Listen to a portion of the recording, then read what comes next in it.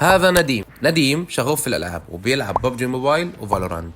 بس نديم بيلعب ببجي على ايفون 8 بلس وبيلعب فالورانت على لابتوب اتش بي. نديم ما في على لسانه غير كلمة انا لو عندي جهاز احسن كان فرجيتك قيمتك وراح اصير لاعب محترف وبلا بلا بلا. وهذا اللي خلاني افكر في شغله. نديم لو وفرنا له جهاز جديد ونت قوي وكل المستلزمات، هل هيكون نديم في نفس مستوى اللاعب المحترف؟ والجواب هو لا، لان اللاعب المحترف ليس عبارة عن جهاز ونت قوي وامكانيات عالية بس. اللاعب المحترف بيلعب بخبرته وتجاربه السابقة وموهبته وتدريبه وتركيزه وكثير من الامور الاخرى. يعني لو نديم وفرنا له كل اللي محتاجه هيكون متأخر 5 سنوات عن اللاعب المحترف، لأن هذاك داخل بالاحتراف من أول اللعبة وعارف كل تفاصيلها ومجرب كل السيناريوهات اللي ممكن تصير في البطولات. صحيح إنه نديم عنده الموهبة أو سكيل عالي، بس هذا لحاله ما بيكفي. أنت كلاعب محترف وبتدخل بطولات في كثير أمور لازم تركز عليها غير المهارات، مثل المعلومات اللي بتعطيها داخل الجيم، طريقة التحرك، متى تستعمل كل شغلة وليش، كيف تسمع كلام الاي جي ال، وكيف تشتغل على رولك داخل الجيم وتطبقه وتتقنه وتساعد فريقك من خلاله. فيعني هو بالمختصر ما بيقدرش واحد جاي بيلعب راندوم أو كلاسيك بشكل قوي جدا على طول يدخل في عالم البطولات.